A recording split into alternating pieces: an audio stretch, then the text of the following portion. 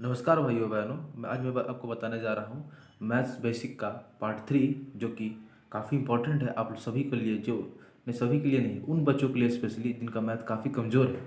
चलिए दोस्तों, बिना समय जाया करते हुए हम लोग शुरू करते हैं। आज हम लोग एक जो क्या उसको बोलते हैं, मैथ्स का बैकबोन जिसको बोलते हैं हम लोग, बैकबोन, उसको हम लोग पढ़ने जा रहे हैं। चलिए दोस्तों, समय जाया ना करते हुए हम लोग आगे बढ़ते हैं। तो हम लोग का पहला ये जो कंसेप्ट है, बस ध्यान से, बस आप इस वीडियो बने रहिए और ध्यान से पढ़िए बस खाली सिर्फ। तो देखिए क्या है कि यदि किसी भी संख्या को जीरो से गुना किया जाए तो परिणाम हमेशा जीरो होगा। बोलना क्या चाह रहा है ये, तो देखिए क्या बोलना चाह रहा है कि सपोज कोई नंबर है, ठीक ना। मान लीजिए यहाँ पर क्या है, A into zero equal to zero, suppose, ठीक, कोई दिक्कत नहीं। 4 into zero equal to zero, 0 into 4 equal to zero, 65 into 0 equal to zero. मतलब देख रहे हैं हो क्या रहा है यहाँ पे, यहाँ हो ये रहा है कि किसी भी नंबर को अगर हम जीरो से मल्टीप्लाई कर रहे हैं, मतलब गुना कर रहे हैं, तो हम लोग को क्या हो रहा है, उसका परिणाम हमेशा जीरो ही मिल रहा है। ठीक, एग्जाम्पल में अगर देखिए, मैं अगर बोलूँ आपको 25 को ज़ीरो से मल्टीप्लाई करूँ तो क्या होगा, ज़ीरो ही होगा। ठीक, ज़ीरो ही होगा। मैं मैं मैं कितना भी करोड़ों नंबर ही क्यों ना लूँ, जैसे अगर मान लीजिए मैं 1 करोड़ ले लूँ, ठीक ना, उसको मैं अगर जीरो से गुना करूँ तो उसका परिणाम क्या होगा, ज़ीरो ही होगा। क्या होगा, ज़ीरो ही होगा। अगर मैं कोई नंबर लेता हूँ 265 इंटू तब भी परिणाम क्या होगा, ज़ीरो। चलिए यहाँ पर ज़ीरो मैं बाद में लिख रहा हूँ, ठीक। अगर ज़ीरो को मैं अगर पहले में लिखता हूँ तो भी क्या होगा, परिणाम ज़ीरो ही होगा। जैसे 0 इंटू 725 क्या हो जाएगा, ज़ीरो। मतलब जीरो को किसी भी नंबर से अगर हम गुना करें तो उसका परिणाम क्या होगा, ज़ीरो ही होगा। ये बेसिक कंसेप्ट, ठीक, कोई दिक्कत नहीं है। आगे बढ़ते हैं हम लोग। आगे हम लोग का है कि यदि किसी भी संख्या को जीरो से विभाजित किया जाए, मतलब डिवाइड किया जाए, तो हमेशा अपरिभाषित होगा। थोड़ा सा टाइम, ठीक, अपरिभाषित होगा। इसका मतलब क्या है, हम लोग चलिए समझते हैं। बहुत ही आराम से बेसिक से समझेंगे कि इसका मतलब होता क्या है। चलिए देखते हैं क्या है। देखिए यहाँ पर है क्या कि यदि किसी भी नंबर को, किसी भी संख्या को जीरो से विभाजित किया जाता है तो परिणाम हमेशा परिभाषित होगा। क्या होगा, अपरिभाषित होगा, मतलब इनफाइनाइट होगा।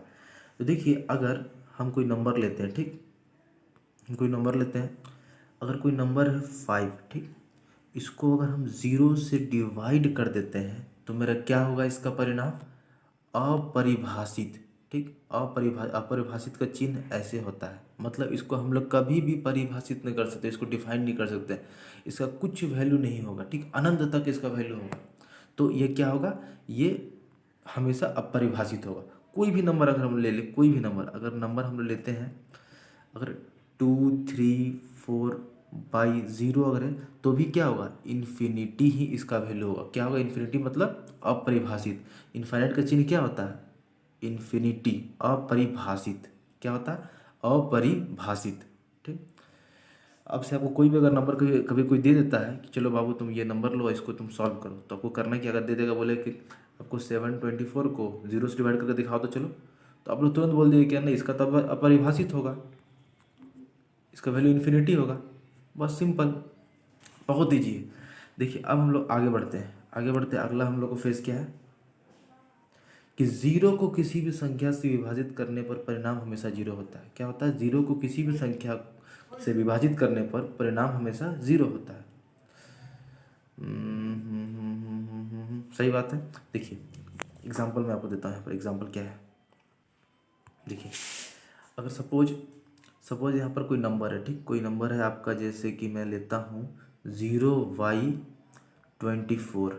ज़ीरो को देख रहे हैं हम, 24 से डिवाइड कर रहे हैं तो क्या हो रहा है, ज़ीरो ही हो रहा है, हो रहा है ज़ीरो। तो जीरो को किसी भी नंबर से अगर हम लोग परिभाषित करते हैं तो क्या होगा, ज़ीरो ही होगा। ये ध्यान दीजिएगा। अगर जीरो नीचे रहेगा, ठीक, अगर नीचे में जीरो रहेगा, अगर देखिए आपको मैं बताता हूँ ध्यान से, दो केस है। अगर अगर जीरो ऊपर में है, नीचे में कोई नंबर है, तो परिणाम हमेशा जीरो होगा, ठीक। लेकिन अगर कोई नंबर का नीचे अगर जीरो है तो परिणाम क्या होगा, अविभाजित, इन्फिनिटी। क्या होता है, इन्फिनिटी होगा, कोई दिक्कत नहीं है। ठीक, बस यहाँ देखिए ट्रिक क्या है, देखिए ऊपर में जीरो है तो आपको भी एकदम आंख मूंद के जीरो यहाँ लिख देना, नीचे में कोई भी नंबर हो कोई फर्क नहीं पड़ता। ठीक, लेकिन अगर वो नीचे में अगर जीरो आ जाता है तो क्या हो जाएगा, फिर गड़बड़ है, फिर ये इनफाइनाइट हो जाएगा, क्या हो जाएगा, इन्फिनिटी। ठीक, ठीक है दोस्तों, यहाँ तक आशा करता हूँ आप लोगों को बहुत अच्छा से समझ में आया होगा। ठीक, अगर नहीं भी समझ में आया होगा तो आप मेरे वीडियो को पीछे कीजिएगा और उसके बाद देख लीजिएगा बारीकी से। ठीक, अगर नहीं भी, अगर फिर भी नहीं समझ में आता हमको कमेंट कीजिएगा कि देखिए भैया हमको ये, या देखिए देखिए भैया सर, जो आपको बोलना होगा कि देखिए मुझे यहाँ पर डाउट है, तो मैं इस डाउट को आपको कमेंट पढ़कर मैं क्लियर करूँगा। इसलिए घबराने की कोई बात नहीं, बस मेरे साथ बने रहिए, हर चीज़ आपको क्लियर होगा। ठीक, आगे बढ़ते हैं हम लोग।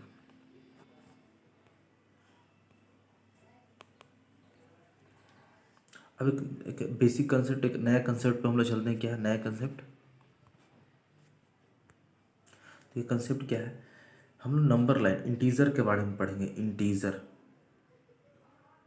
इंटीजर बेसिक का बहुत ही मोस्ट इम्पोर्टेंट पार्ट है इंटीजर, जिसको हम लोग हिंदी में बोलते हैं पूर्णांक। क्या बोलते हैं, पूर्णांक। ठीक, पूर्णांक बोलते हैं। अब देखिए पूर्णांक, इंटीजर, सॉरी दोस्तों इंटीजर का स्पेलिंग गलत है, स्पेलिंग पे मत जाना, हम लोग मेन फोकस करते हैं पढ़ाई पे, अपना मेन जो कंसेप्ट है उस पर फोकस करते हैं। इंटीजर, इंटीजर का स्पेलिंग क्या होगा, INTEZER,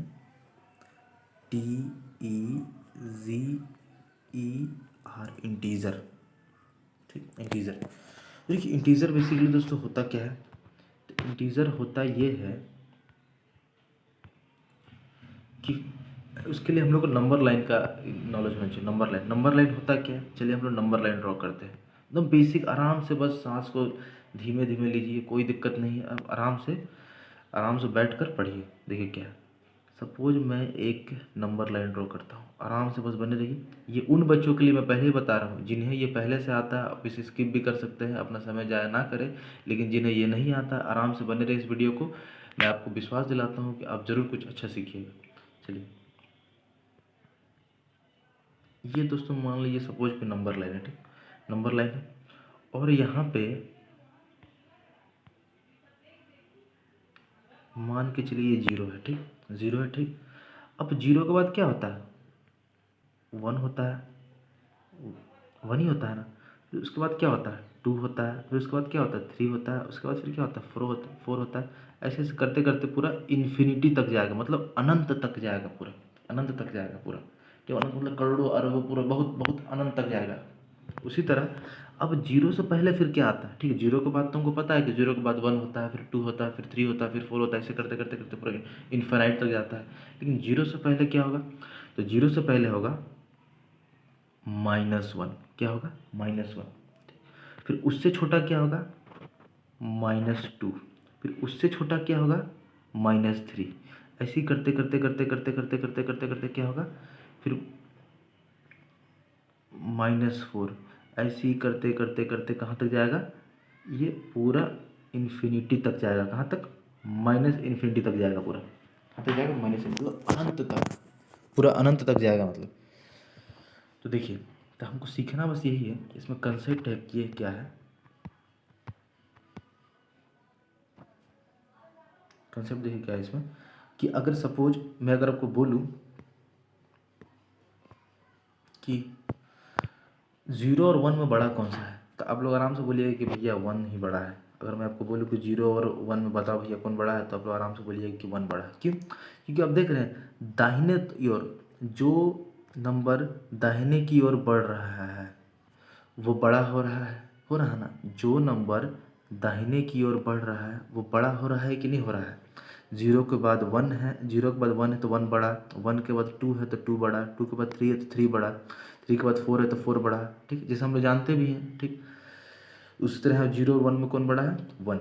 अगर मैं आपसे पूछूं कि फोर और फाइव में कौन बड़ा है, तो आप आराम से बोलिएगा भैया ये तो इजी सा क्वेश्चन है, फोर के बाद तो फाइव ही आता है, तो ऑब्वियसली फाइव ही बड़ा होगा। ठीक है, सही बात है, कोई बात नहीं, कोई बात नहीं। लेकिन अगर मैं आपसे पूछूं,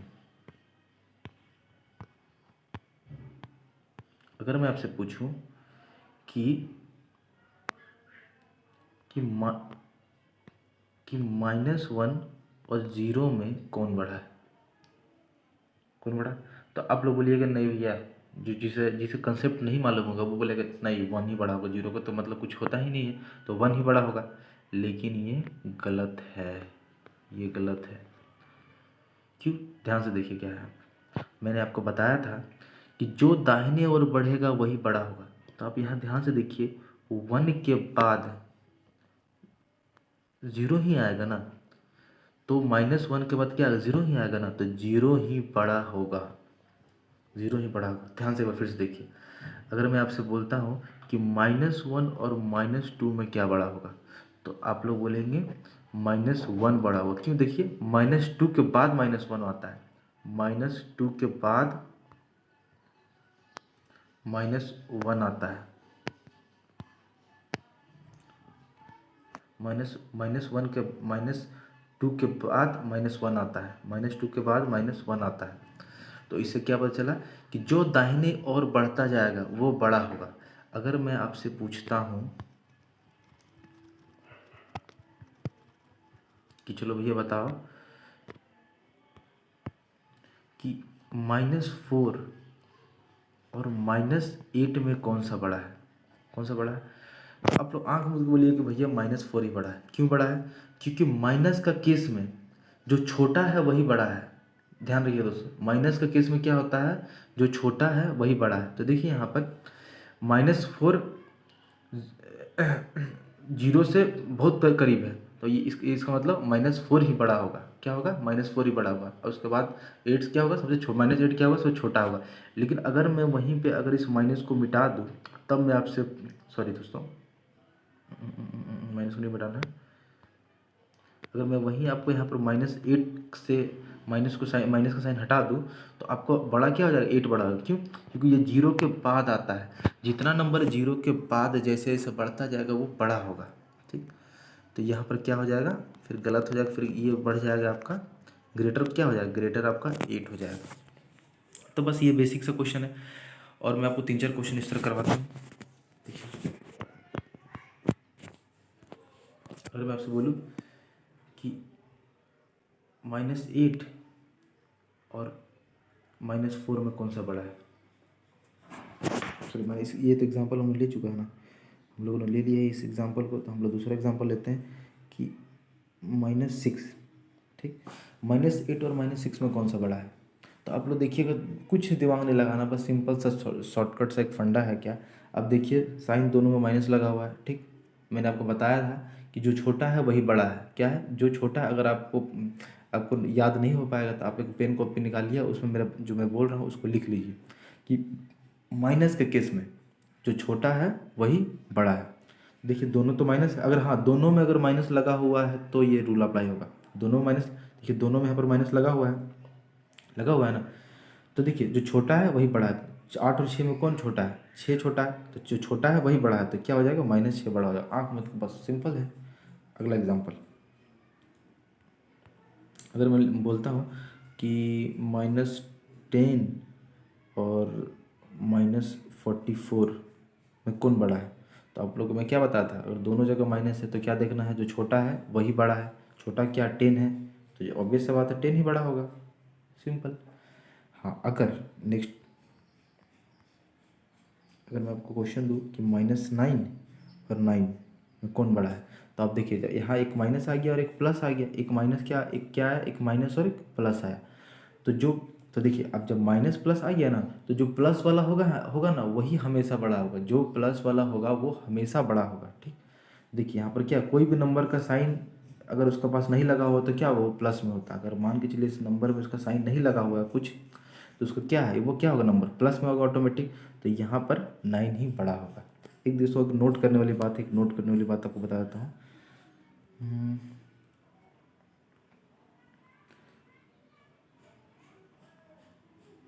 नोट वाली बात क्या है कि किसी भी नंबर का साइन, ठीक ना, कि किसी भी नंबर का साइन उसके पहले लगा होता है। जैसे एग्जांपल,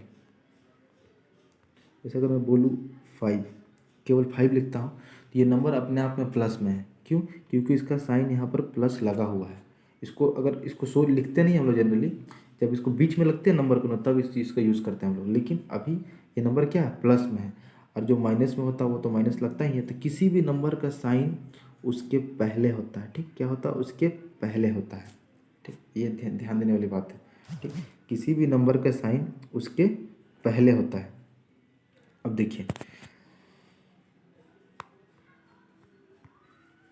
यहाँ पे क्या है, तो अगर मैं वही बोलूँ फिर से, हम लोग अपने कंसेप्ट पे आते हैं कि अगर मैं आपको बोलूँ कि 10 और 10 में कौन बड़ा है, तो देखिए एक प्लस में और एक माइनस में है, और ये प्लस में है, तो जब ऑब्वियस सी बात है प्लस वाला ही बड़ा होगा, तो क्या होगा, प्लस वाला ही बड़ा होगा।